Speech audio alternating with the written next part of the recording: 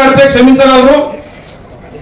భోజన రాజ్యాధికారం అంటే ఈ భోజనం దొరకని వాదంతో కాదు, నిజమైనటువంటి నిజాయితీ కలిగినటువంటి పార్టీలను వదిలేసి తమ ఉద్యోగాల్ని ప్రభంజనం లేక త్యాగాలు చేసి రాజ్యాధికార కాంక్ష ఉన్న వ్యక్తులు ఎవరైనా ఉంటే వాళ్ళతో సాధ్యమైతే వీళ్ళు కూడా ప్రజలలో తెలవాలి, వాళ్ళ త్యాగం తెలవాలి.